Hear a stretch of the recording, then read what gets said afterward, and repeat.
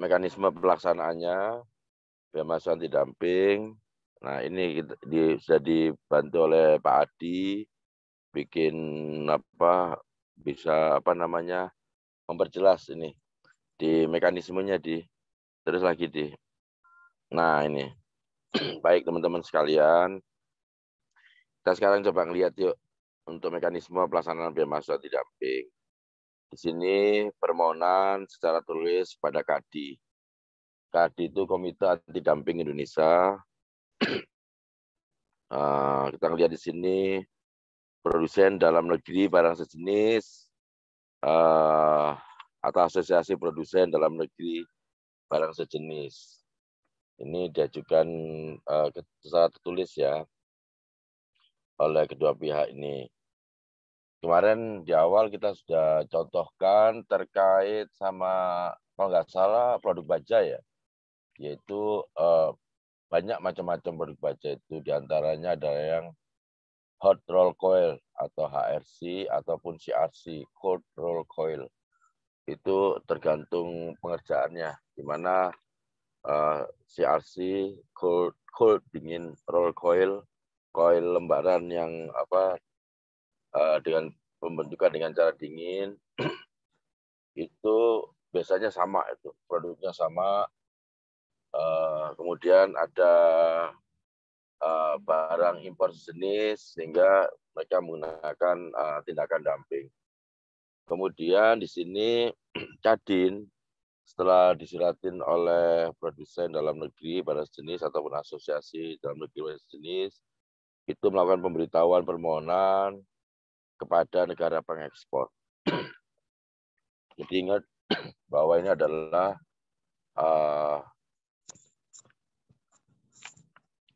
itu terkait dengan perdagangan internasional ya. Jadi ternyata dalam perdagangan nasional itu ada banyak hal yang harus kita kenal teman-teman sekalian. Nah di sini Kadi itu memberikan pemberitahuan. Kemarin saya juga sempat breakfast meeting sama teman-teman Kadi terkait beberapa jenis barang. Kemudian di sini kajian berkecukupan bukti dan pemberian keputusan pelaksanaan penyelidikan. Ini tentunya tidak hanya appeal atau bermohon saja kepada negara pengekspor. Ini tentunya sudah ada kajian kecukupan bukti dan pemberian keputusan pelaksanaan penyelidikan. Jadi ini mekanisme yang dianut di negara bahwa tidak hanya sekedar melakukan tuntutan, tapi sudah ada bukti-bukti yang nyata bahwa terjadi dumping. Ini memang sangat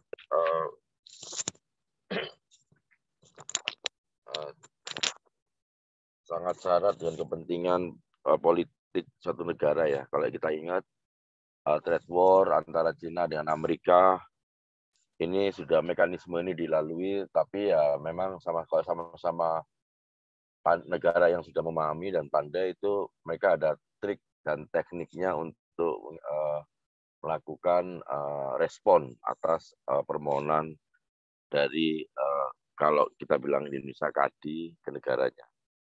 Kita melihat sini kajian kecukupan bukti dan pemberian keputusan pelaksanaan penyelidikan. Nah atas itu maka tentunya kalau disetujui dilakukan pelaksanaan penyelidikan. Ini semacam due diligence ya, dilakukan penyelidikan, kemudian penyelidikan atas inisiatif KADI.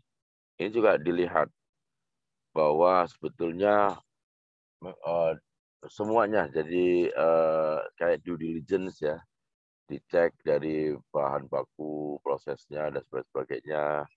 Kemudian hasil dari ini dilakukan laporan akhir hasil penyelidikan, kemudian juga dilakukan kepada menteri dan diserahkan pada eksportir produsen.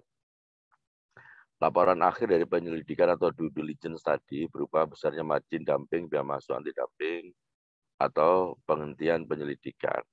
Nah tentunya ini menjadi suatu kekuatan kita ya, untuk menegosiasikan bahwa sebetulnya apakah memang benar terjadi dumping itu. Ini menjadi sangat penting bagi catatan pihak kita juga bahwa transparansi untuk pengelolaan suatu produk itu menjadi sesuatu yang harus dibuka di dalam penyidikan ini. Ada beberapa pihak yang dia mengajukan tapi tidak mau membuka datanya. Kalau itu biasanya penyidikan nggak dilanjutkan.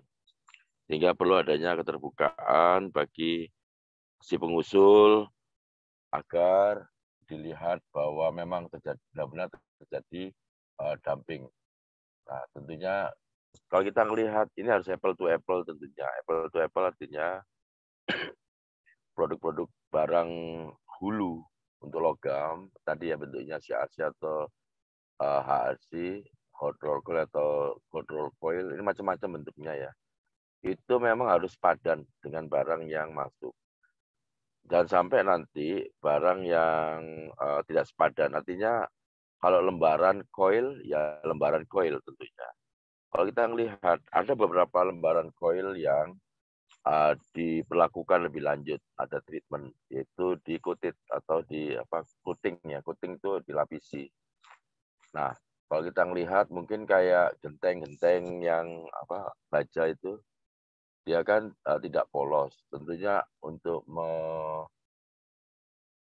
barang itu bisa siap untuk jadi genteng rumah baja ini, maka tentunya satu harus di coating. Coating itu artinya dilapisi. Ya, kalau barang itu harus sama ya penyidikannya untuk produsen di dalam negeri. Kita melihat di sini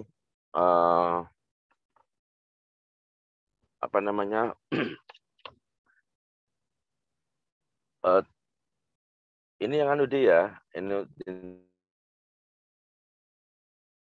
sementara adalah ini BMAD ini yang paling dia, yang paling ya. Coba digedein deh. Masih ya, masih tindakan anti dumping deh. Masih Pak, ya. Nah, di bawahnya kita ngelihat di bawahnya ini, yang di bawahnya digedein. Di bawahnya ya digedein. Ini ada penyidikan tidak dilakukan atau segera dihentikan apabila Kadin menemukan besarnya margin dumping kurang dari 2% dari harga ekspor. Nah, tentunya memang ada beberapa pengaturan-pengaturan. Ingat bahwa harga pokok produksi itu yang kemarin saya sampaikan, kalau tingkat produksinya itu efisien dan skala ekonomisnya itu tinggi, maka itu barang itu tentunya memang wajar-wajar saja. Sehingga harganya lebih murah. Bahkan kalau kita melihat, kalau kita bicara harga suatu produk ya, ini kita nggak bicara baja, tapi produk yang biasa kita kenal.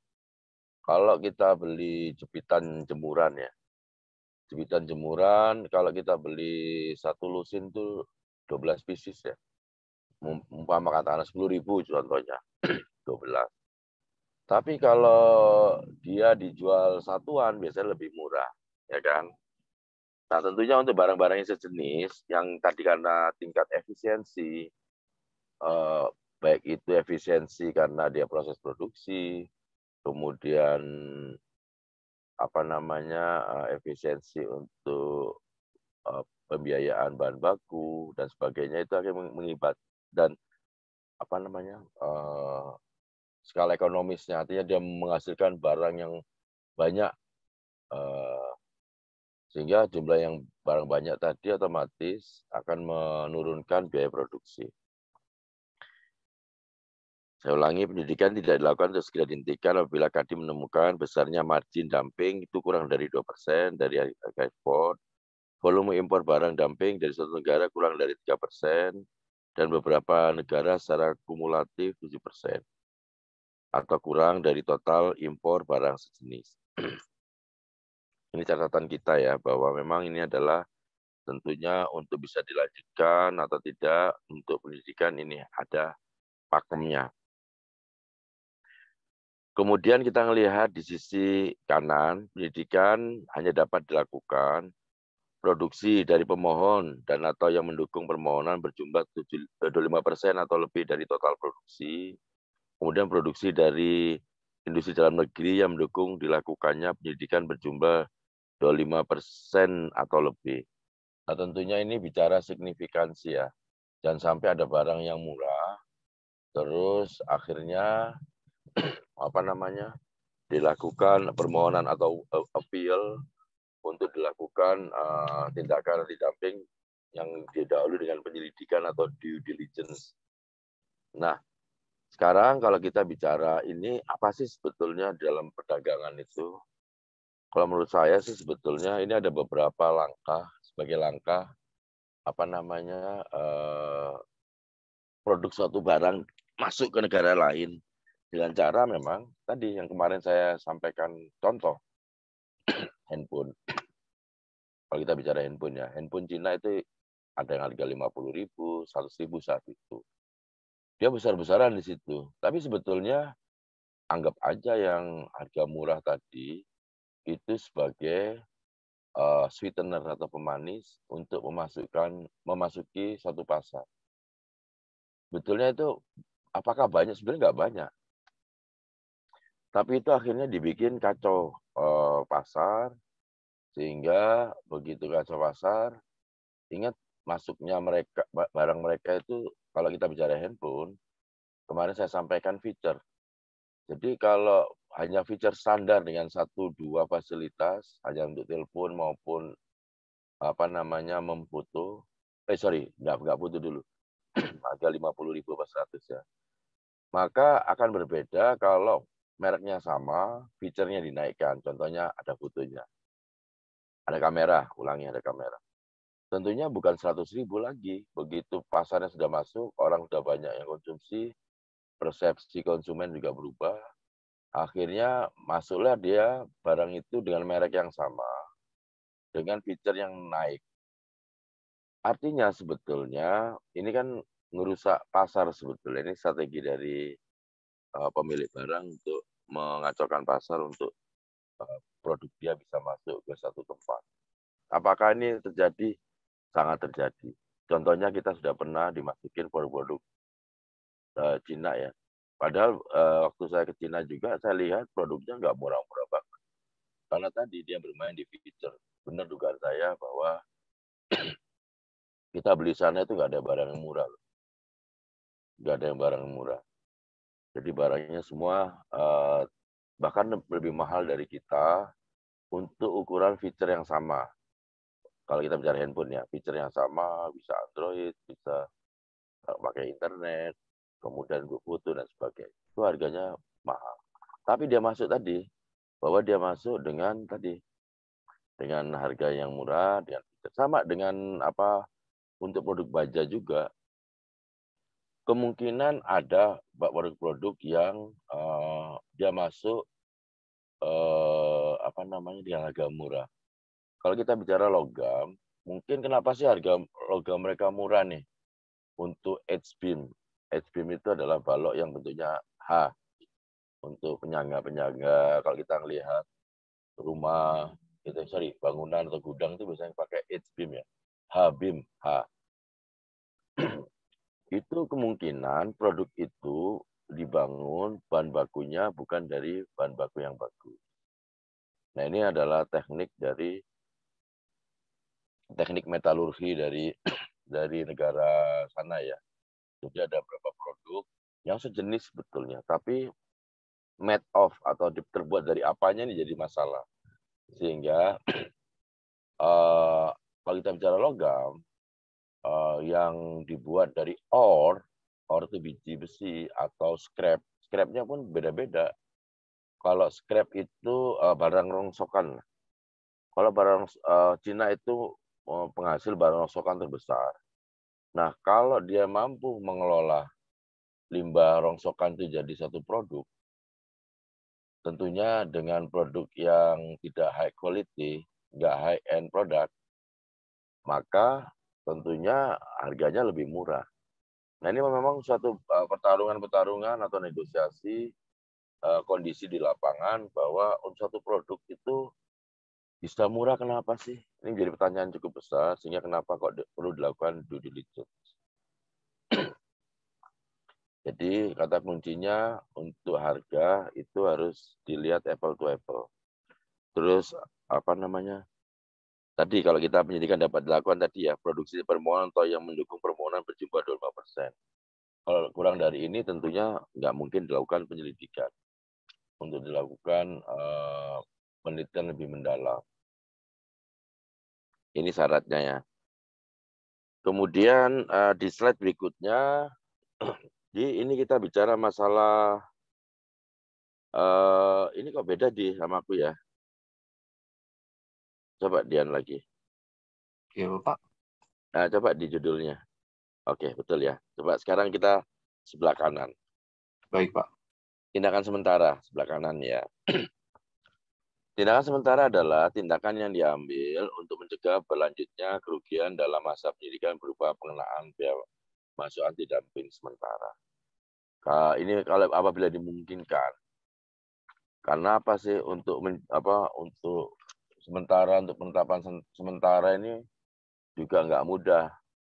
Tadi kan ada tahap-tahapannya, terus ada penetapannya, prosesnya, kemudian ada penetapan peraturan Menteri Keuangan karena menyangkut tarif untuk ekspor impor. BMAD, biaya masuk anti dumping dikenakan paling tinggi sama dengan margin dumping, yaitu selisih antara nilai normal dan harga ekspor barang dumping. Itu ada tambahannya sehingga ini menjadi isu yang banyak sekali ditangani oleh di WTO sana ya, World Trade Organization, Organisasi Perdagangan Dunia, menyangkut barang-barang ini. Kemarin saya contohkan bahwa untuk di Cina sudah melebihi atau exceed capacity 1 miliar ton. Sementara kita ini di posisi mau ke 10 juta ton aja ngos-ngosan. Belum sampai. Jadi coba bayangkan betapa besarnya produk yang dihasilkan oleh Cina. Sehingga tidak heran kalau teman-teman perhatiin untuk mengurangi, karena Cina ini kan dimusuhin banyak negara karena dia melemparkan produk-produknya ke beberapa negara. Sebetulnya bukan banting harga sih, kalau saya lihat. Dia mengecilkan marginnya, keuntungannya, normalnya, sehingga harganya lebih rendah. Karena dimusuhin beberapa negara, kebetulan saya ikut di Paris saat itu, di OECD ya. OECD itu apa itu? Organisasi Ekonomi Development. Di sana memang Cina diserang oleh negara-negara Eropa, Amerika, India, maupun Eropa Timur. Nah, ini menjadi pertanyaan kita, bagaimana sih? Tadi memang kalau kita bicara industri, maka yang perlu kita lihat, kita harus benar-benar melihat produsen itu memperhitungkan pasokan, baik pasokan awal bahan baku, kemudian sewa timbun di gudang, kemudian biaya listrik, biaya tenaga kerja. Ini banyak faktor sehingga semakin negara itu maju, biasanya hitungannya lebih akurat dan tidak ada demo. Nah, ini menjadi masalah. Kenapa sih negara kita ini salah satunya ya itu agak terbelakang dengan negara lain karena unsur-unsur demo ini menjadi sesuatu yang sangat menyulitkan berkembangnya industri kita. Sebetulnya penyaluran aspirasi pekerja itu dapat. Karena demo kalau berhenti sehari aja atau mesin itu dimatikan, untuk menghidupin mesin itu juga biaya besar. Belum lagi perusakan-perusakan yang dilakukan oleh teman-teman demonstran kita. Jadi memang dari sisi investment climate, suasana investasi Indonesia itu dihitung baik biaya bahan baku, logistiknya, pengangkutannya. Nah, ini kan sebetulnya kita bicara kalau memang ini efisiensi dari suatu negara itu mempengaruhi produk-produk. Terus kira-kira ada nggak nangkep kanan, nangkep kiri? Itu kan biaya juga. Kalau bahan itu tertahan di jalan kayak di Jakarta nih, dari Tanjung Priok mau ke Cikarang, Itu kalau di negara lain, infrastrukturnya cukup gede, jalannya gede, maka nggak perlu macet. Kendaraan itu bisa 7 kali katakanlah sehari. Tapi karena macet mungkin 2 kali aja udah lumayan. Nah, itu kan juga dihitung sebagai cost, biaya. Biaya itulah yang nanti mempengaruhi HPP, harga pokok produksi. Nah, itu menjadi catatan-catatan kita. Tentunya teman-teman harus kita lihat kenapa sih barang kita itu kalah berkompetisi karena itu. Dan masih banyak yang lain ya. Ini coba saya sampaikan agar teman-teman itu ada gambaran. Kenapa ya barang Cina itu lebih murah? Ya kan, satu. Kalau kita melihat juga contohnya, penemuan produk. Produk itu tadi ya, kalau kita bicara di impor, kan ada itu. Barang impor adalah barang yang dibayar atas harga barang itu sendiri. Barang itu sendiri di samping, kalau barang pertama, temuan pertama, itu ada unsur hakinya. Hak itu hak atas kekayaan intelektual. Jadi produk-produk high-end produk atau barang yang mutakhir, itu tentunya mempunyai ada ikutan untuk, kalau di bahasa Inggris kan namanya IPR, Intellectual Property Right. Kalau Cina hanya dia sebagai untuk bisa bikin di Cina license, dia punya lisensi, maka tentunya produk tersebut nggak perlu research and development. Untuk beberapa kasus produk, untuk research and development, riset itu penelitiannya itu kadang-kadang ada hampir 40% dari HPP, harga pokok produksi. Nah, Cina karena dia mempunyai berkembang karena memegang lisensi dari produk di luar negeri, maka dia bisa tekan itu produk-produknya. Jadi dia punya cetak biru, desain, kemudian dia bisa kembangkan. Sehingga dia hanya memproduksi. Itu sangat-sangat berpengaruh terhadap harga barang. Jadi itu adalah kalau kita bicara produk. Karena produk itu tidak hanya besi, tapi contohnya tadi yang lebih sedikit high-end produk itu kayak handphone. Handphone itu ternyata di dalamnya banyak sekali high-end komponen, high-end produk. Bahkan kalau kita melihat, ada beberapa produk yang satu karena lain hal. Kalau dulu kalau kita melihat tahun-tahun 1980 ya, itu sudah motor itu semua besi itu dari ujung ke ujung. Tapi kalau sekarang, coba teman-teman perhatiin, yang besinya aja kelihatan, yang lain pasti diganti dengan plastik. Nah itu adalah bisa menekan harga jual.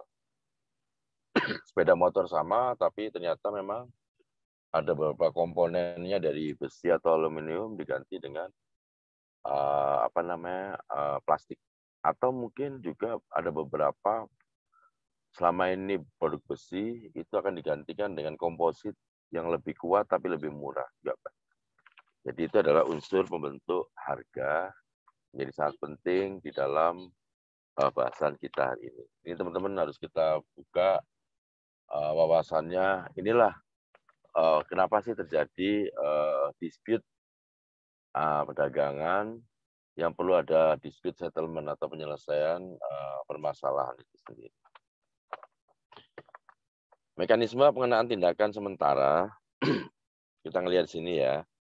KADI, penyampaian laporan rekomendasi pengenaan tindakan sementara oleh KADI kepada Menteri Perdagangan, Mendak.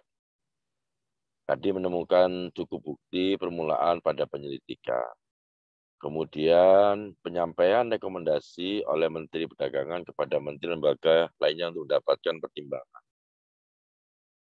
14 hari kerja tidak ada pertimbangan dianggap menyetujui. Ini biasanya kita kumpul dari Kementerian Lembaga diminta pendapat tentang suatu produk juga. Biasanya harus kumpul kita. Hanya saja memang yang saya perhatikan, kita harus kelemahan kita adalah yang perlu diperbaiki ke depan adalah perlu data. Artinya kejadian-kejadian ini kan tidak sekali 2 kali, tapi ada beberapa kali. Nah, tentunya ini yang perlu menjadi catatan atau data, siapapun yang duduk di situ untuk menangani hal ini, dia harus terinfo dengan data-data record. Ini yang perlu kita perbaiki. Sehingga tidak perlu mengulang hal yang sama. Atau sudah ada pemberitahuan lebih awal. Kita lanjutkan. Kemudian ada rekomendasi penolakan atau penerimaan oleh Menteri Perdagangan. Ini 45 hari kerja sejak tanggal rekomendasi KADI. Tentunya penyampaian surat ke Menteri Perdagangan kepada Menteri Keuangan terkait besaran biaya masuk anti dumping sementara dan jangka waktu.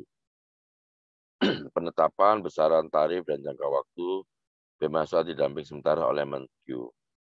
Kita coba lihat di bawahnya, tindakan sementara dikenakan paling cepat 60 hari. Sejak dimulai penyelidikan dan berlaku untuk jangka waktu paling lama 4 bulan. Kemudian permintaan yang mewakili presentasi signifikan mengenai tindakan sementara dapat ditetapkan paling lama 6 bulan dalam hal PMAD.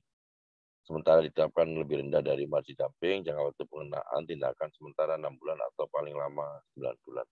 Ini memang diberikan suatu ruang di mana sambil ada due diligence yang tadi di sebelah, penyidikan secara mendalam, maka dimungkinkan ada biaya masuk anti dumping sementara. Namun, mengingat prosesnya itu tidak mudah, maka untuk pengenaan tindakan sementara ini jarang sekali dilakukan. Karena tadi prosesnya cukup panjang, melelahkan, dan juga pertemuan-pertemuan untuk menetapkan. Tapi ruang ini tetap diberikan apabila suatu industri memang sangat membutuhkan bahwa dia perlu adanya biaya masuk anti dumping. Itu adalah sekilas mekanisme yang dapat sampaikan. Kemudian nanti kita maghrib selesai ya. Maghrib selesai terus kita break. Peninjauan kembali. Nah, coba digedein biar teman-teman bisa baca. Pengenaan biaya masuk dapat ditinjau kembali berdasarkan permohonan dari eksportir, eksportir produsen, permohonan dari pemohon dari industri dalam negeri dan importir. Kemudian kita melihat permohonan dari eksportir, produsen yang tidak melakukan ekspor barang, dumping, dan tidak berafiliasi. Kemudian inisiatif KADI. Jadi ini ada beberapa produk yang memang tetap ini dibuka, dapat ditinjau ini. Kemudian bentuk peninjauan kembali. Ini bentuk-bentuknya ya. Interim review, yaitu pengkajian mengenai kemungkinan kerugian masih tetap berlanjut atau kerugian akan berulang kembali jika pengenaan biaya masuk dihentikan. Kemudian sunset review, yaitu pengenaan biaya masuk anti dumping akan berakhir. Nah, ini adalah satu bentuk peninjauan kembali. Kita coba lihat yuk. Interim review itu apa sih?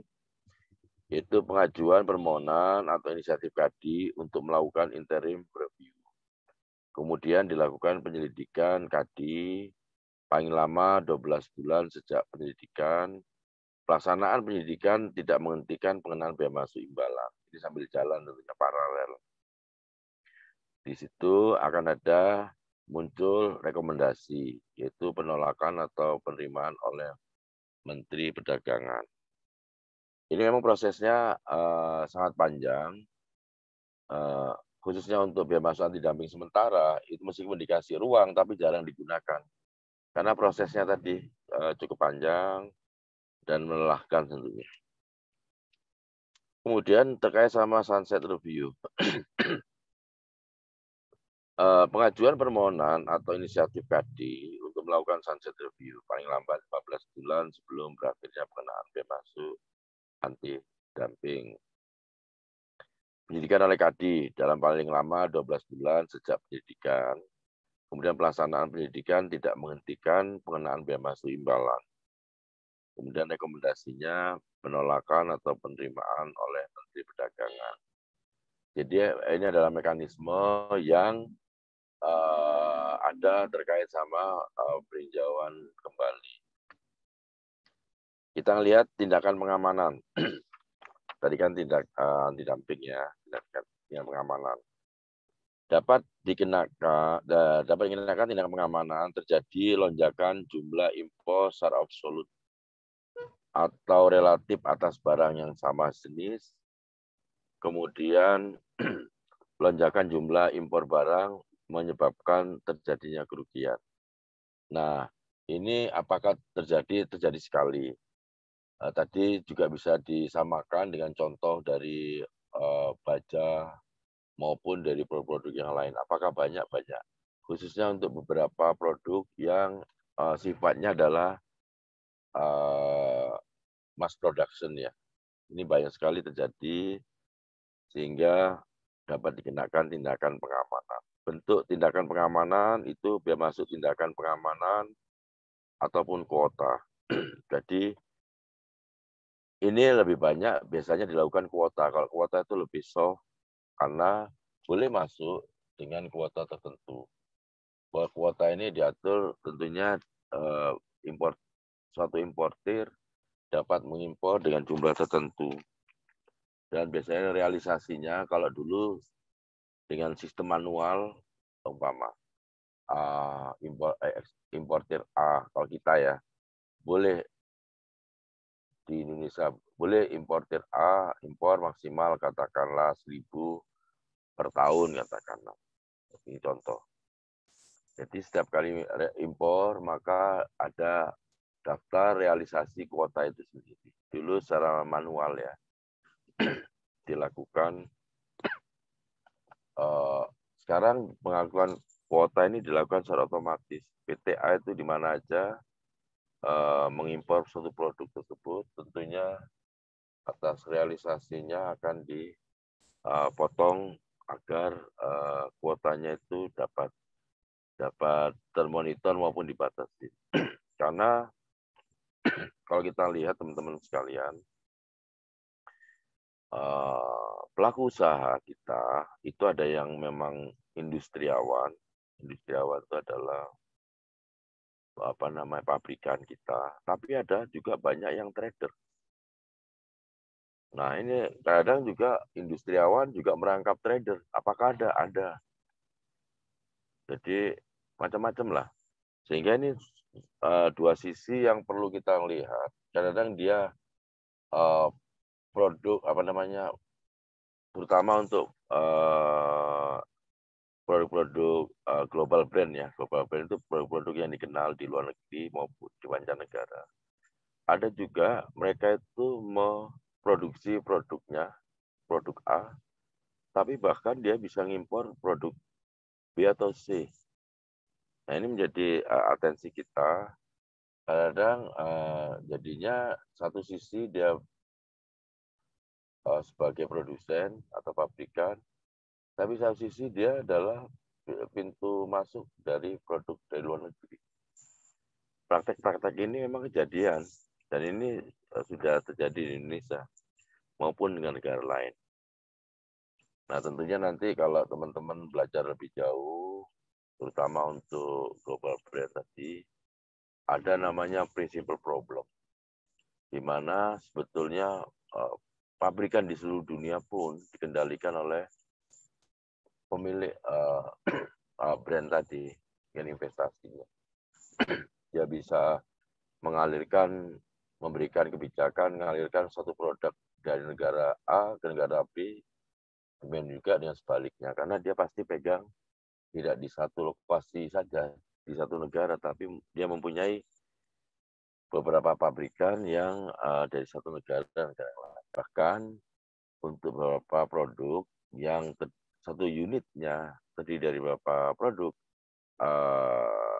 bukan akhir, antara dirakit di satu tempat, maka dia akan lebih efisien. Nah, ini sudah terjadi di dunia bahwa satu produk itu dia bisa punya di beberapa negara, satu produk pun dia punya beberapa andalan untuk produk. Contohnya untuk mobil, ini contoh.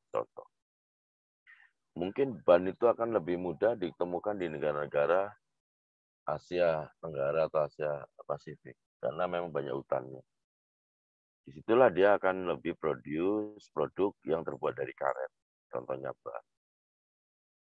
Mungkin untuk beberapa besi ataupun produk-produk yang lain dia akan di negara tertentu. Kemudian untuk kaca mungkin karena sumbernya ada di negara B, dia akan bikin kaca di situ. Mungkin teman-teman ingat bahwa tahun ke depan Cina sudah punya spesialisasi untuk produk baterai. Mungkin kalau kita melihat baterai yang selama ini kita pakai handphone, baterai untuk pakai laptop, bahkan ke depan nanti baterai itu akan dipakai untuk mobil, e-vehicle ya, mobil listrik. Jadi ukuran baterai itu tidak hanya baterai yang kita kenal untuk handphone.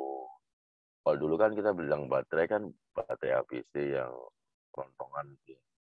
Tapi ke depan semakin lama makin kecil. Bahkan kalau lihat jam tangan kita, itu yang menggunakan baterai, itu baterai juga. Sampai ke sana. Sehingga Cina ke depan, dia akan merajai untuk pabrikan baterai. Baterainya juga baterai yang kita kenal sekarang maupun baterai yang untuk baterai berbasis nikel ya. Nah, apakah salah suatu negara itu mempunyai keunggulan? Tidak, justru kita harus banyak belajar. Kalau kita melihat hadis Nabi Rasul itu SAW, beliau sendiri sudah bilang, belajar ilmu walau ke negeri Cina, walau Sin kan. Itu artinya memang Cina itu sudah dikenal. Dan ini merupakan suatu kondisi yang tidak setahun 2 tahun tentunya. Jadi dengan adanya riset yang mereka kembangkan, pengetahuan teknologi yang mereka punyai, maka terciptalah Cina khususnya untuk kita bicara baterai, beberapa tahun ke depan dia akan merajai baterai mobil, baterai apapun ada di sana. Demikian juga dengan lampu kalau kita melihat bohlam.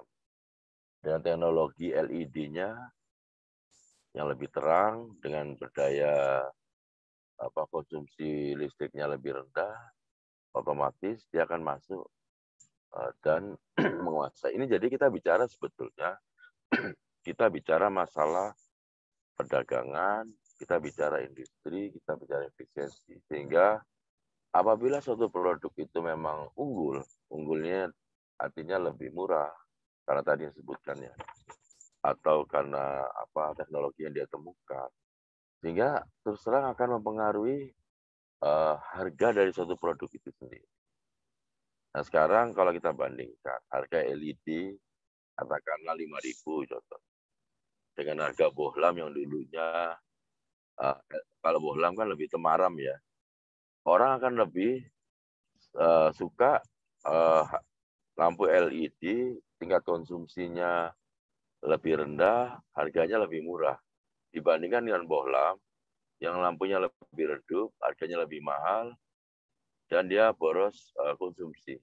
Jadi ini pilihan-pilihan preferensi sehingga banyak suatu produk. Produknya sama lampu. Kalau kita bicara lampu. Tapi karena teknologi yang diciptakan satu negara, ini akan mempengaruhi produknya menjadi preferensi karena harga, karena kualitas.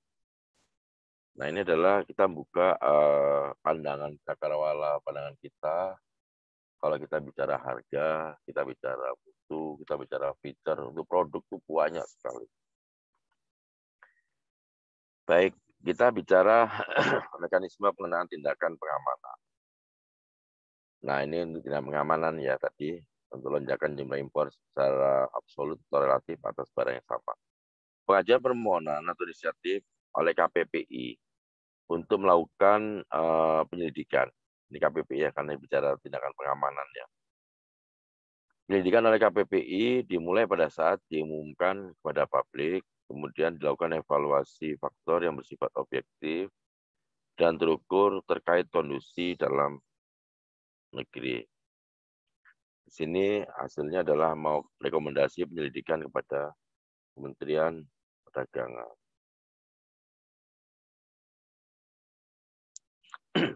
Tindakan pengamanan tidak diberlakukan terhadap barang dari negara berkembang dengan pangsa impornya tidak melebihi 3% atau secara kumulatif tidak melebihi 9% dari total impor sepanjang masing-masing negara berkembang pangsa impornya kurang dari 3%. Tindakan pengamanan sementara, mekanisme pengenaan tindakan pengamanan sementara, kita melihat sini adalah penyampaian rekomendasi KPPI oleh Menteri Perdagangan kepada KL untuk mendapat pertimbangan. Ada 14 hari kerja, tidak ada pertimbangan, dianggap disetujui. Kemudian keputusan Menteri Perdagangan terkait besaran biaya masuk, BM ini biaya masuk ya, dan jangka waktu. Di sini jangka waktunya 40 hari kerja sejak tanggal rekomendasi KADI. Ini tadi sebelah KADI tadi ya.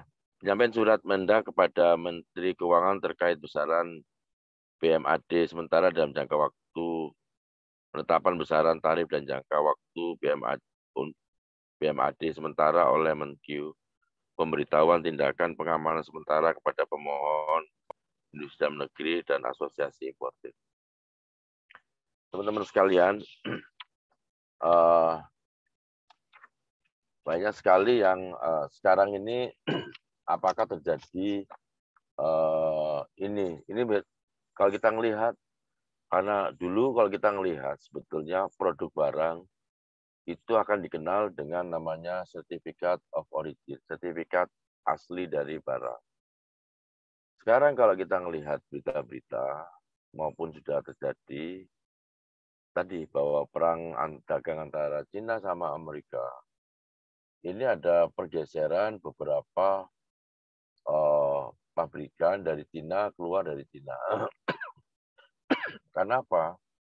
Karena ini juga akan mempengaruhi, Cina juga nggak akan mau negaranya itu sebagai, karena saking efisiensinya ya kalau kita bilang, itu memang produknya sehingga dimusuhi oleh beberapa negara. Saya jadi ingat bahwa Cina atau dataran Cina itu awalnya tuh industrinya itu ada di Hong Kong. Hong Kong dia adalah merupakan pusat industri berat saat itu. Tapi lama-kelamaan Hong Kong itu memindahkan industri beratnya ke mainland atau ke Cina daratan. Ini kenapa sih ini terjadi? Kan pertanyaan itu. Sama dengan kondisi sekarang. Berapa produsen Cina itu juga bergerak, terutama untuk industri yang industri berat ya, industri yang punya tingkat polusi tinggi, kemudian industri yang tidak efisien, itu bergerak. Ini kenapa coba? Ini karena bahwa perekonomian suatu negara, ini kita bahas masalah pendekatannya, karena ini menyangkut industri, produk industri ini.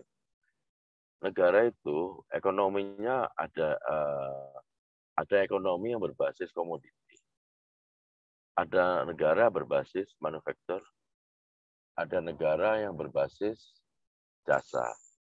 Nah, kalau contohnya tadi Hong Kong, dengan industri beratnya tadi tahun-tahun 70 dia industri beratnya mulai sampai 80, tahun 80 itu bergerak dari Hong Kong. Karena mereka sudah menggeserkan, mereka tidak punya sumber daya ya. Jadi mereka langsung masuk ke titik manufaktur, kemudian di manufaktur mereka bergerak ke negara services, jasa. Nah, kalau kita bicara jasa dan industri ini, tentunya tadi ada berapa efisiensi yang dilakukan. Karena untuk industri itu tingkat sedotannya, penggunaan energi listrik katakanlah, itu pasti cukup besar. Padahal output yang dihasilkan itu mungkin setelah dihitung lebih menguntungkan kalau negara itu basisnya adalah services, sama dengan Singapura juga. Jadi inilah kalau Singapura juga kenapa kok maju, karena pergerakan dari industri ke services ini akan menguntungkan PDB mereka. Nah, kembali ke apa namanya tindakan tadi, karena memang sangat ruwet sekali, ruwet di dalam untuk produksi suatu produk tadi. Ini dampaknya sehingga sangat tidak dimungkinkan. Akhirnya banyak beberapa negara yang beralih, bahkan beralih dari sisi investasinya maupun dari sisi struktur ekonominya. Oke, teman-teman sekalian, karena menjelang maghrib, saya akhiri. Nanti setelah maghrib, saya akan lanjutkan kembali. Wabillahi taufiq wal hidayah. Assalamualaikum warahmatullahi wabarakatuh.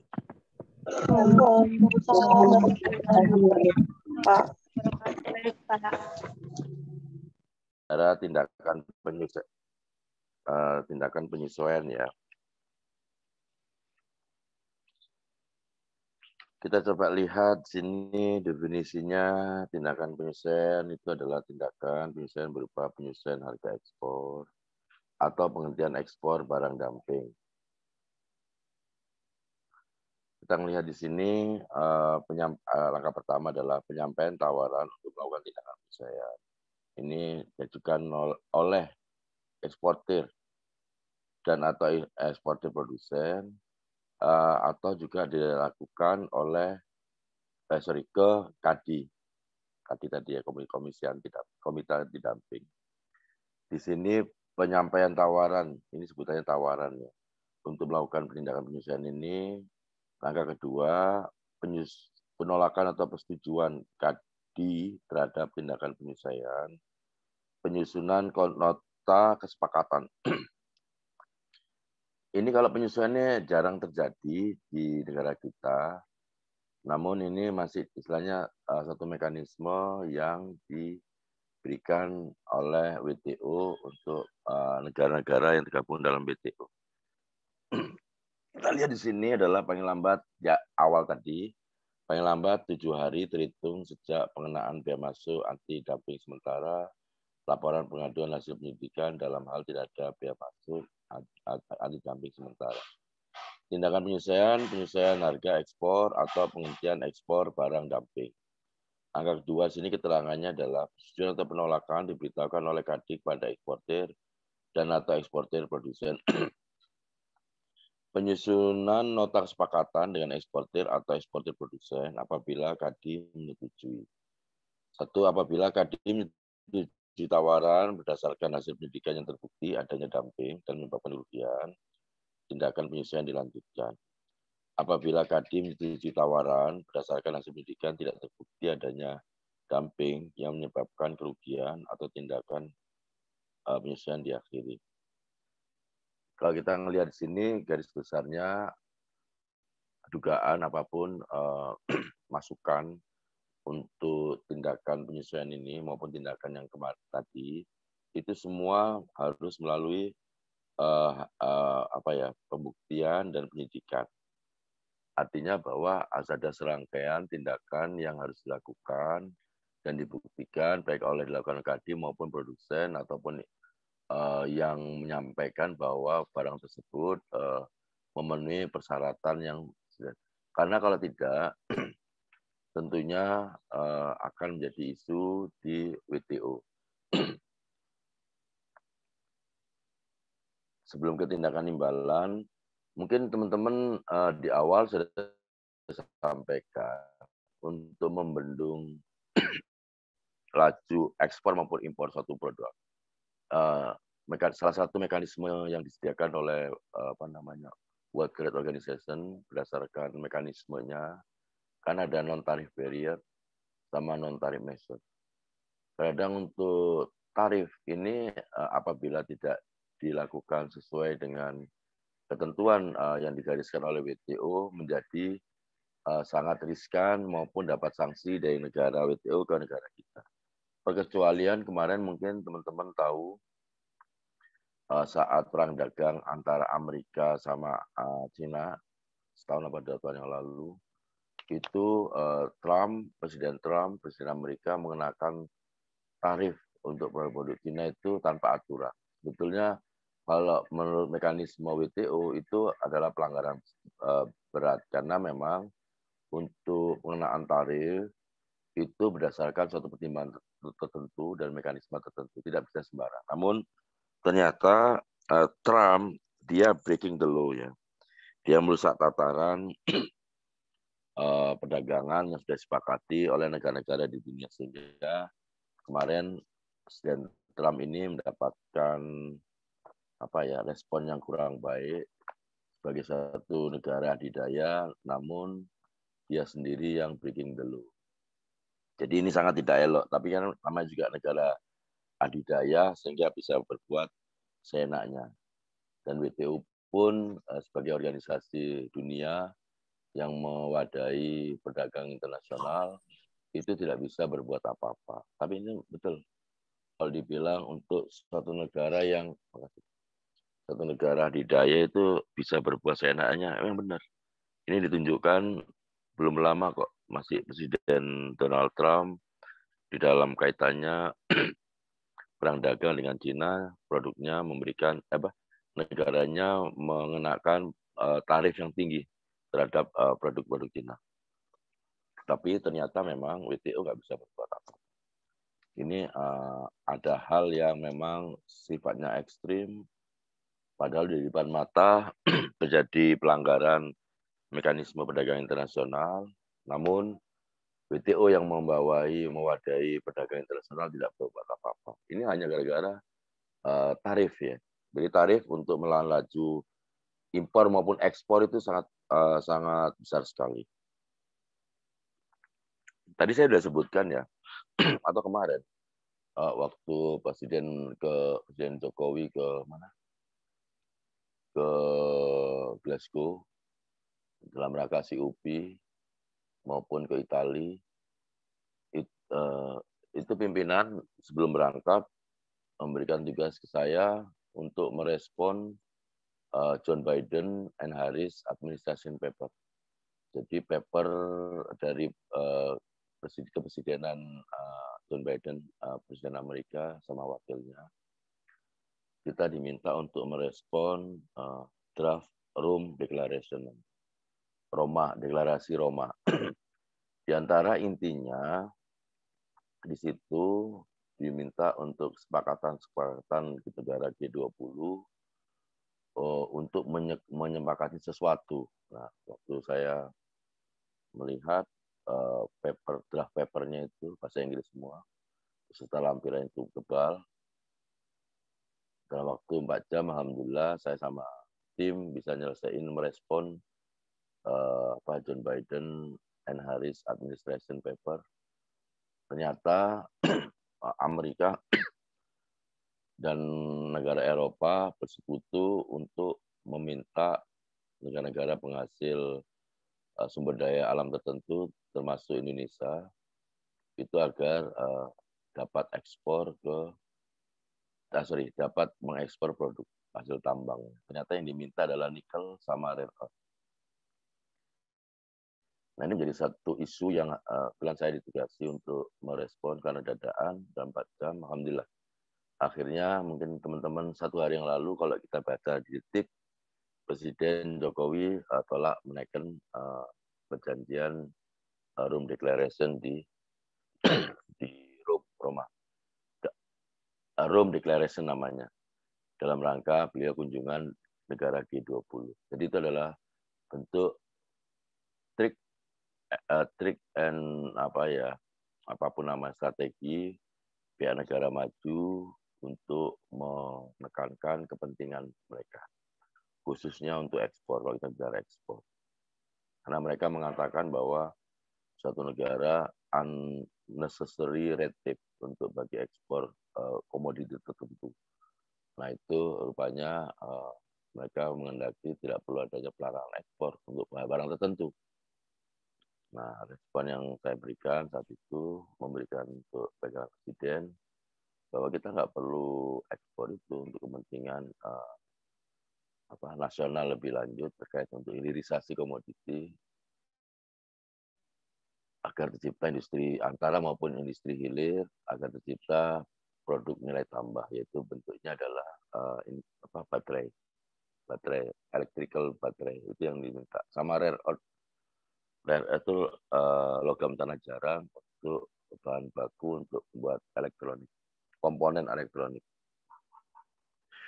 Jadi kayak begitu adalah trik and tips dari negara maju apabila mereka ingin mendapatkan kemauannya, sehingga dipakailah cara-cara itu. Untung dalam waktu yang pendek 4 jam saya sampai malam menyusun, saya kirim, terus dibawa ke pimpinan ke tempat acara G20 kemarin di luar negeri.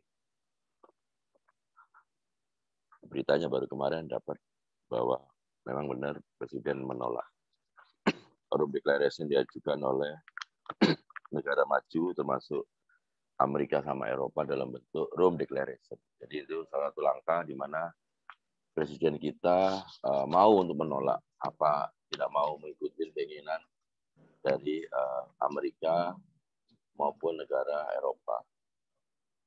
Baik, kita lanjut ke slide berikutnya. Di tindakan imbalan ya. Kita baca di sini. Barang impor dapat dikenakan biaya masuk imbalan jika barang yang diimpor mengandung subsidi dari negara pengekspor. Yang kemarin kita ada bacakan definisinya ya. Impor barang menyebabkan kerugian. Paling tinggi sama dengan subsidi neto. Nah, ini sangat penting waktu kita nyusun kebijakan, menyusun draft peraturan Menteri Perindustrian. Monggo Pak ya, saya lagi. Waktu menyusun peraturan Menteri Perindustrian, kami di Kementerian Lembaga ada beberapa isu yang kita coba hindari, baik pasal per pasalnya agar tidak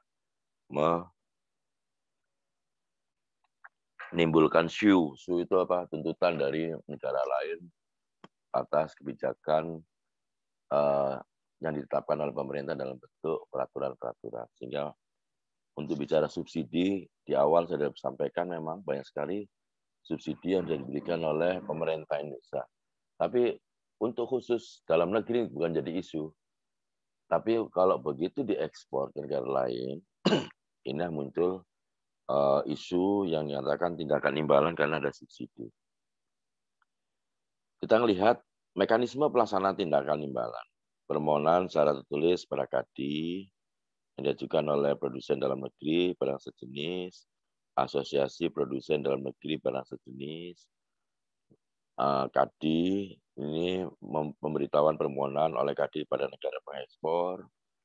Kemudian ini selalu dilengkapi dengan kajian kecukupan bukti dan pemberian keputusan pelaksanaan penyidikan. Jadi ya kalau ada bukti-bukti memang kembali lagi tadi ya. Tapi kalau di dunia nyata tidak hanya bicara masalah harga saja, cost. Kalau end to end ya, hulu hilir, yaitu ada namanya QCD. Q itu adalah quality, QC, C-nya adalah cost, D adalah delivery. Jadi suatu produk tidak hanya ditentukan oleh satu harga aja, tapi dengan QCD tadi, quality, cost, and delivery. Barangnya murah, tapi pengirimannya barang itu dari satu negara ke negara lain. Makasih Kang ya. Itu kalau tidak tepat waktu, artinya dibutuhkan tidak tepat datang, maka itu mempengaruhi. Dan juga dengan quality. Nah, ini menjadi isu menarik.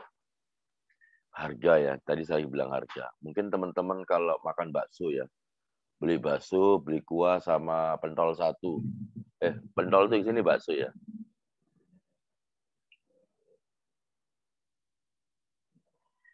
Mungkin katakan harganya, ini contohnya 10.000 lah dengan bakso satu ya, dengan kuah. Ditambah dengan mie kecil, mie gede. Itu harganya katakanlah 12.000. Ditambah dengan tahu. Itu mungkin 15.000. Kalau ditambah dengan tetelan daging, nah ini kan saya lihat mahasiswinya lebih banyak nih, pasti kalau bakso pasti mengena. Tentunya akan berbeda antara bakso yang isinya kuah sama bakso isi satu. Sama satu mangkok isinya samping kuah panas, kemudian ada gaje di situ, ada tetelan, ada tahu, ada apa namanya baksonya lebih dari satu, ada bakso ikan, ada bakso daging, ada bakso urat. Nah, tentunya pasti harganya lain. Nah, itulah satu gambaran bahwa produk tidak semata-mata dari harga, tapi juga ditentukan oleh quality. Sama dengan feature tadi, handphone tadi. Handphone yang hanya bisa untuk nelpon, tentunya akan berbeda dengan.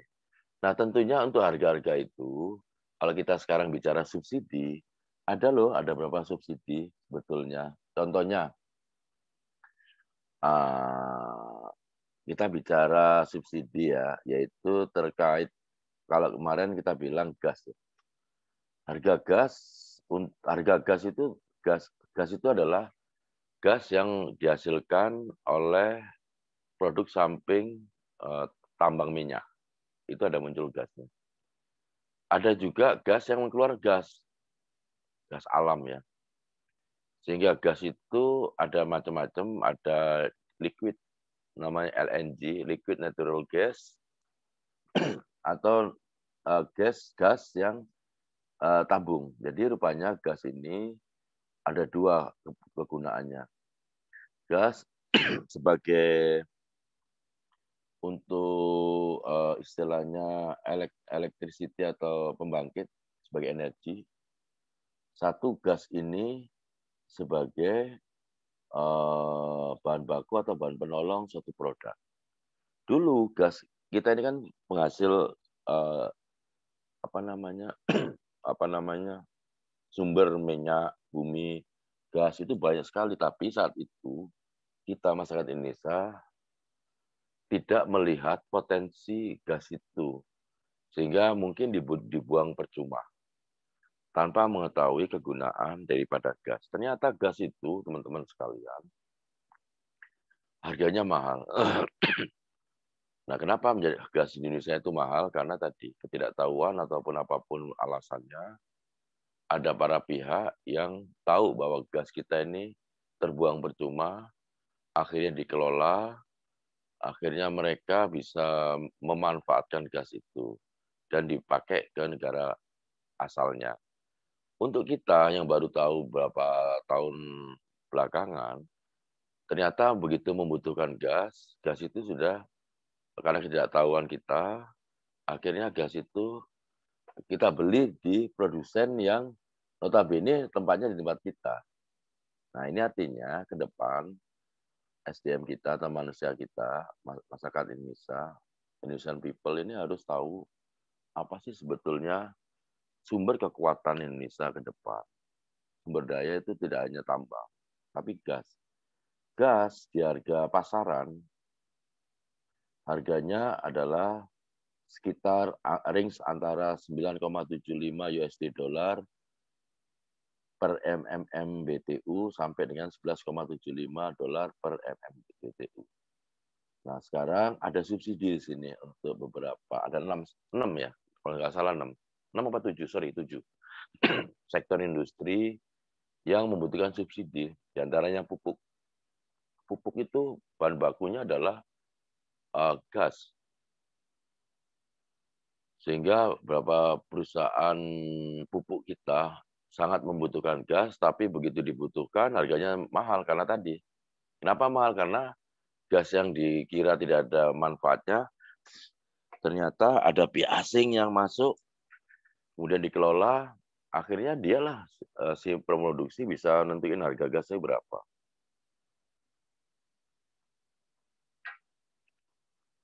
Untuk harga gas maupun minyak, sekarang kan dikuasai oleh SKK Migas ya. Kalau dulu dikelola oleh BP Migas.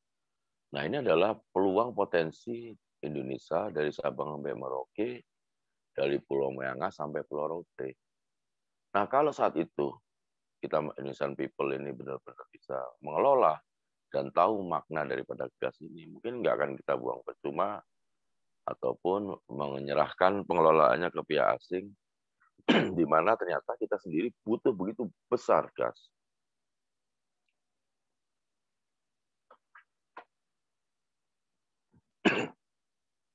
Sehingga industri untuk mendapatkan subsidi dapat harga $6 per MMBtu itu tuh ngantri. Ada 7 sektor ya, termasuk pupuk, termasuk baja, kaca, keramik, dan beberapa sektor lain. Bahkan sudah menyusul 22 sektor yang lain. Industri-industri yang lain ingin juga ambil gas, tapi keuangan negara untuk mensubsidi itu tidak kuat, sehingga diberikan secara terbatas. Nah, apakah terjadi subsidi? Ada ya, tadi ini subsidinya. Nah, kalau produknya ini katakanlah pupuk, ini diproduksi oleh Indonesia, pabrikan Indonesia, kemudian untuk penggunaan dalam negeri untuk petani kita, itu nggak masalah, nggak akan jadi isu. Tapi waktu nanti diekspor ke negara lain, dan negara lain itu harganya penghasil pupuk juga, dan akibat contoh apabila pupuk kita ekspor satu negara A katakanlah, dan negara A itu dia memproduksi pupuk, begitu pupuknya kita masuk, akhirnya mempengaruhi industri pupuknya karena lebih mahal ya katakan.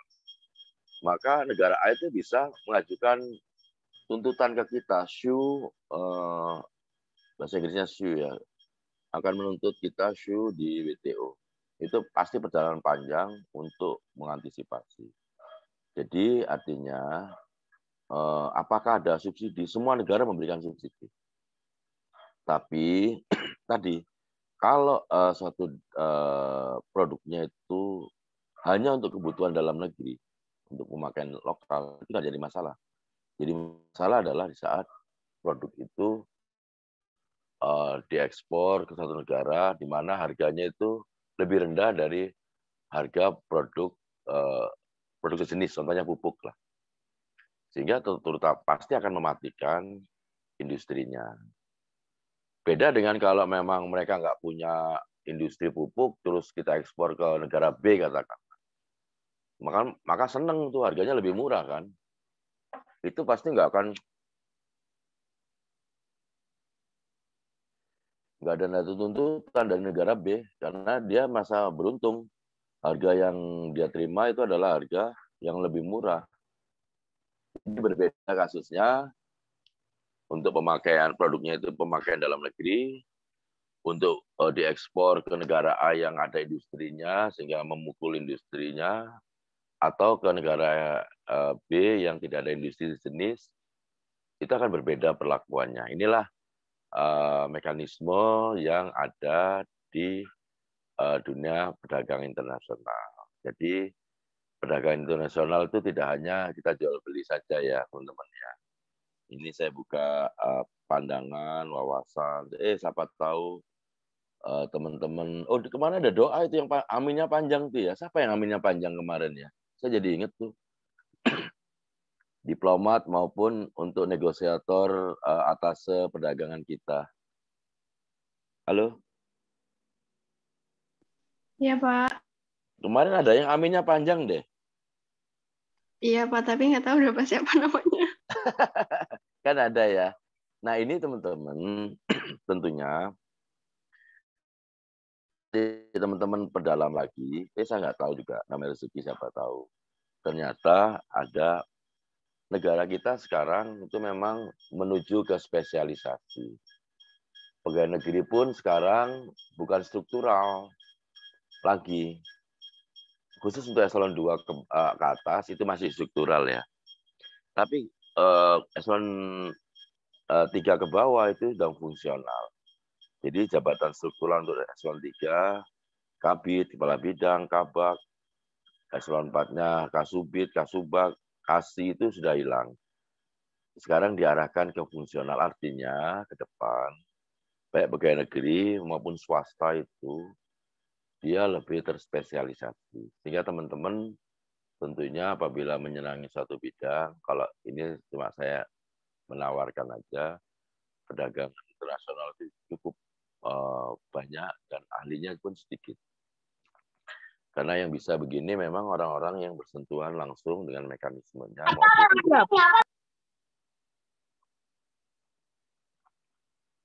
maupun yang sehingga artinya yuk kita perdalam kalau memang ada passion ke perdagangan internasional, tidak hanya kita bicara yang lain-lain, tapi ini ternyata di WTO pun banyak isu-isu ini. Ya. Oke, tadi sekarang kita coba baca lagi ya. Kajian ya, pelaksanaan penyidikan. Penyidikan hanya dapat dilakukan produksi dari pemohon dan atau mendukung permohonan berjumlah 25% atau lebih dari total produksi. Ini subsidi tadi ya. Kemudian produksi dari industri dalam negeri yang mendukung dilakukannya penyidikan berjumlah 25% atau lebih. Karena ini juga kita nggak mungkin, pemerintah nggak mungkin merespon secara langsung untuk suatu produk yang produknya itu tidak signifikan, artinya tidak mempengaruhi industri. Iya dong, karena kalau kita melihat mekanismenya itu cukup panjang, melelahkan, alokasi waktu, biaya, dana, dan sebagainya, maupun nanti kita juga akan counter apabila isu kita di WTO itu ada permasalahan. Artinya, meskipun peluang hak untuk menggunakan mekanisme yang ditawarkan oleh World Trade Organization, pemerintah tentunya tetap harus melihat apakah diajukan oleh pelaku usaha berjumlah 25% atau lebih, ataupun produknya itu adalah 25% atau lebih dari total produksi. Dan sampai nanti kita mendukung cuma 0,0 sekian persen, ada yang mengajukan gugatan, biasanya pemerintah nggak akan menerima karena tadi nggak signifikan untuk direspon, karena tadi cost and benefit-nya itu akan dihitung. Karena itu sangat melelahkan, diskusi yang cukup panjang. Kalau kita mendiskusikan yang signifikan, itu mungkin worth it bagi pemerintah. Tapi kalau tidak worth it, ya kita pasti biasanya nggak akan respon. Kemudian kita baca di sini, penyampaian laporan akhir hasil penyidikan, ini pada menteri, pada eksportir produsen. Penyidikan atas ini pun penyidikan juga dapat dilakukan atas inisiatif Kadi. Jadi Kadi juga, karena begini teman-teman sekalian, produk barang yang klasifikasi barang di dunia ini. Kalau klasifikasi barang dia bukan ke WTO tapi ke WCO, World Customs Organization, Organisasi Kepabeanan Internasional. Itu dikenal namanya HS Code, Harmonized System Code. Code itu kode ya. Ada 10.860 item pada digit 8 digit. Artinya produk itu begitu banyaknya. Itu pun melampaui daripada 10.860 item yang sudah dikategorisasikan atau diharmonize system kan, atau diklasifikasikan. Karena banyak sekali setiap tarif pos di pos tadi itu mengandung unsur bahasanya adalah barang lain-lain. Barang lain-lain itu begitu banyak. Sehingga untuk produk-produk tertentu yang kita kenal, ini nggak mungkin KADI, KPPI itu merespon keseluruhan. Tapi sebagai garis besarnya adalah, ini untuk pandangan kebijakan tentunya ke teman-teman ya. Suatu negara, dia akan mempunyai suatu kepentingan tertentu untuk suatu produk unggulannya. Contohnya Indonesia ini apa sih? CPO kan. Produk kita itu diantaranya CPO, tambang, dan sebagainya. Itu produk kita unggulan, maupun hilirisasi. Nah, apabila CPO kita diganggu oleh negara lain, dalam hal ini adalah Eropa, akhirnya kita, pemerintah, dalam ini mau nggak mau, karena signifikansi, dan itu adalah sumber utama produk unggulan kita, baik untuk kebutuhan domestik maupun untuk ekspor. Begitu diganggu, maka ini mekanisme ini kita jalankan. Karena ini kepentingan nasional. Kenapa kok kepentingan nasional? Karena memang betul-betul produk terbesar Indonesia, baik untuk konsumsi maupun apa namanya untuk ekspor. Akhirnya bahan kita di produk, akhirnya kemarin waktu zamannya Pak Menko-nya Pak Darmin Nasution, kita di-ban, dilarang masuk ke Eropa, kita lawan itu Eropa. Baru kali ini Indonesia melawan Eropa. Karena tadi begitu kepentingan nasional kita terusik akibat pembelakuan sepihak,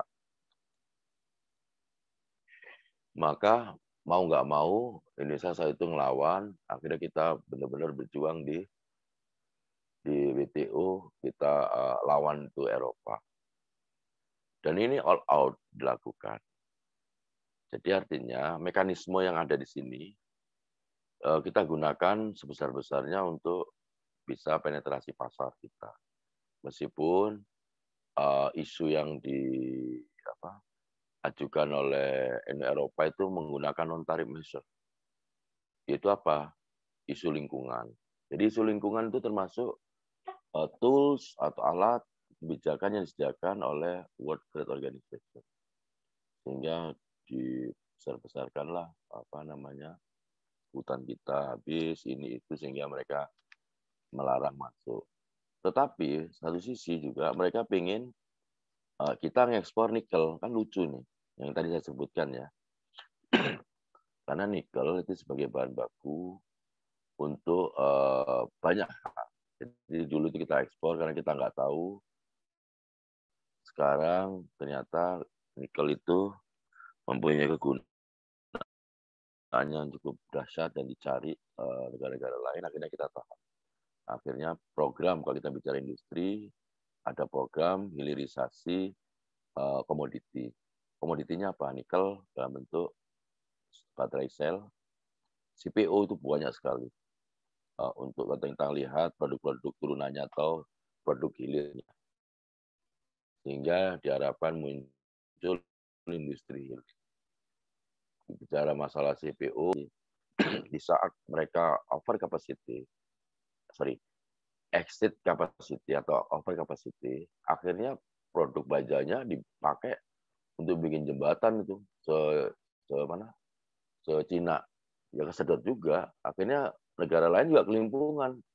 Harga yang tadinya murah karena datang produk dari Cina, sekarang susah untuk cari dan harganya mahal.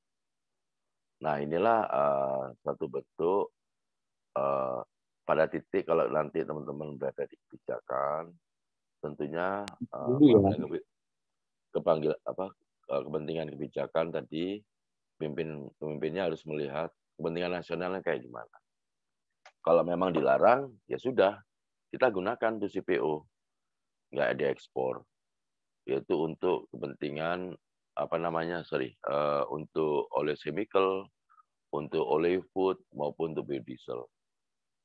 Akhirnya mereka juga nggak tahan bahwa mereka sebetulnya butuh CPO kita. Ternyata usut punya usut, mereka punya CPO yang berasal dari bunga matahari. Jadi produsen bunga mataharinya itu merasa tersaingi dengan CPO. Sehingga mekanisme yang mereka ajukan untuk melarang produk ekspor CPO kita dengan cara non-tarif measure, yaitu dengan isu lingkungan, hutan, maupun dan banyak isu di situ. Namun satu sisi mereka mengendaki mereka meminta nikel kita. Jadi inilah satu bentuk perdagangan internasional terkait dengan ini. Sehingga apakah mekanismenya ada? Baik, setelah penyampaian laporan akhir tadi adalah berupa besarnya subsidi neto dan pengenaan biaya masuk imbalan, penghentian pendidikan. Nah, kalau kita bicara selisih subsidi ini ya sebetulnya dimungkinkan sih. Tapi tadi kalau produk itu tidak begitu signifikan di industri kita, biasanya KADI itu akan menolak. Karena kalau hitung-hitungan biaya atau bahasa cost and benefit-nya pasti lebih banyak cost-nya untuk ngurus, sehingga kita harus menentukan kepentingan industri dalam negeri apa sih yang dapat kita bantu. Ini mekanisme tools ya.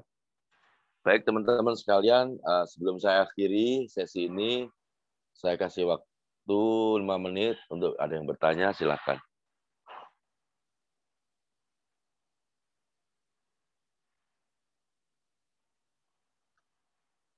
Halo.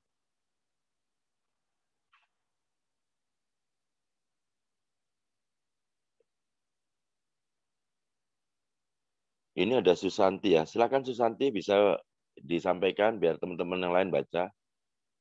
Silakan Susanti.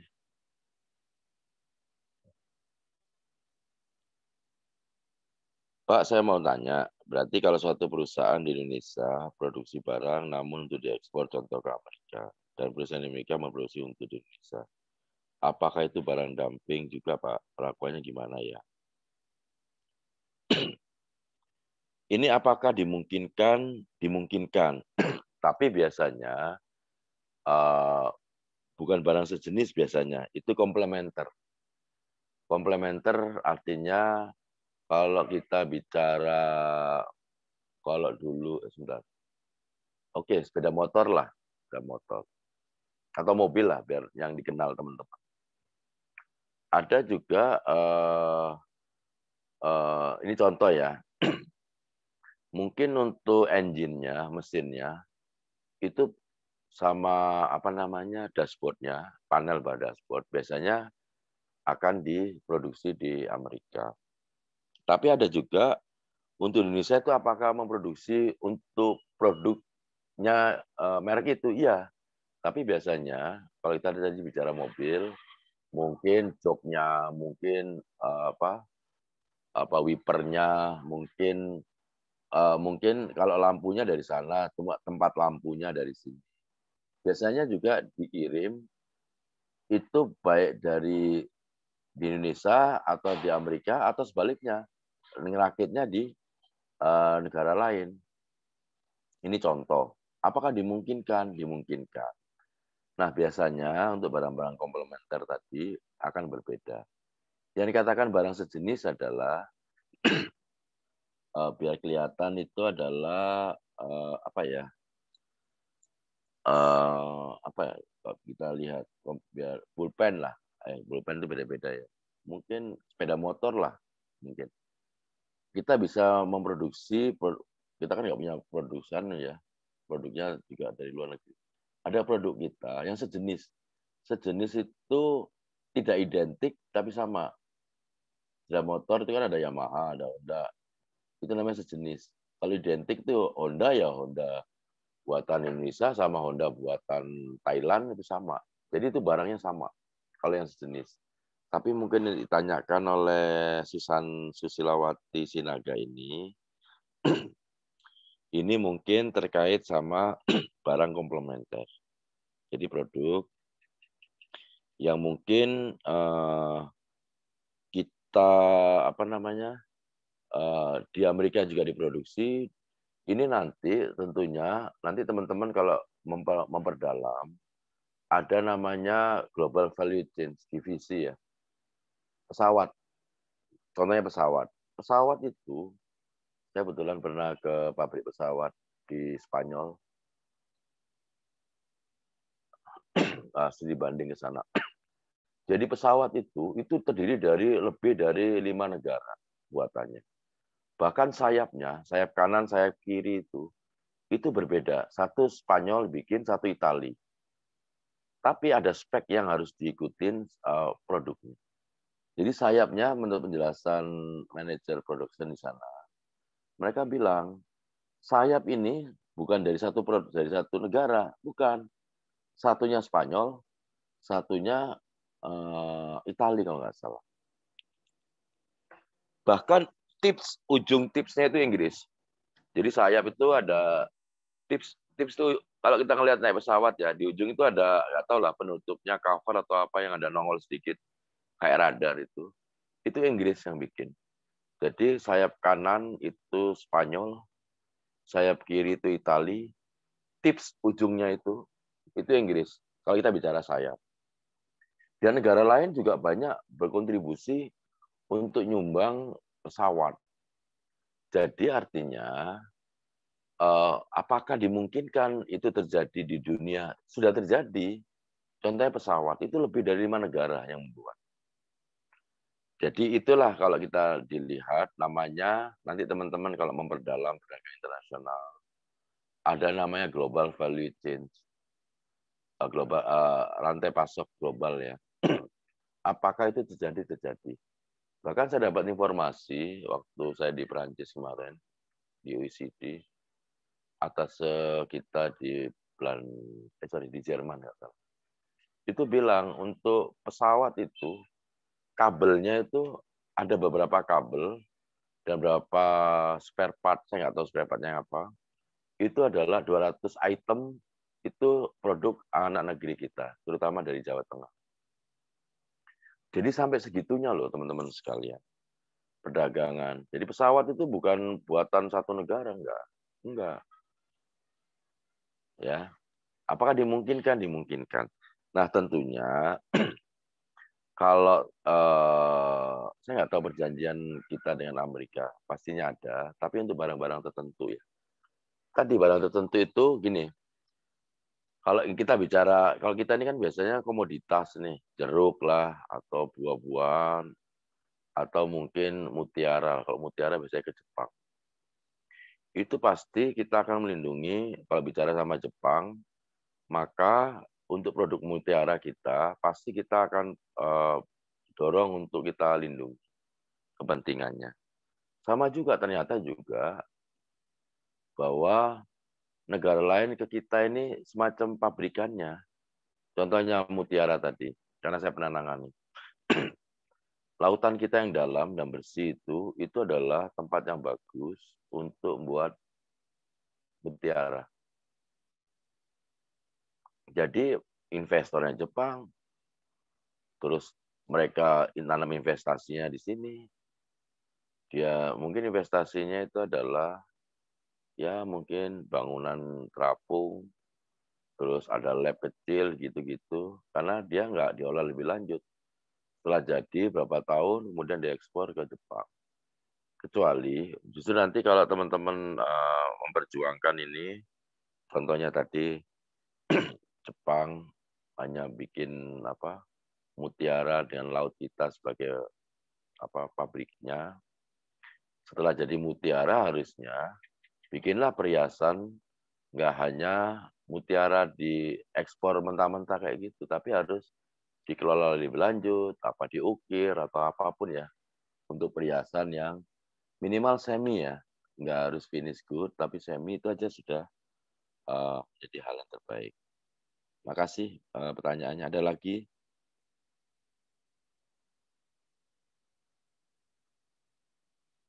Baik teman-teman, ini kalau nggak ada, ini 6 menit lagi akan Isya. Saya ucapkan terima kasih atas waktunya untuk mendengarkan. Mudah-mudahan menambah wawasan dari teman-teman sekalian.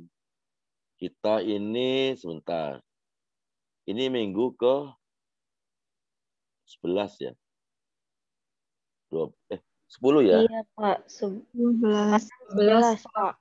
11. Nanti kita berarti UAS-nya kapan ya? Di minggu keberapa ya? Biasanya sih 14, Pak. Tapi kurang tahu juga deh, Pak. Oke. Namun demikian teman-teman, memang saya membuat PowerPoint itu memang secara ringkas, tapi penjelasan yang saya jelaskan minimal ada informasi dan membuka wawasan teman inilah di dunia perdagangan.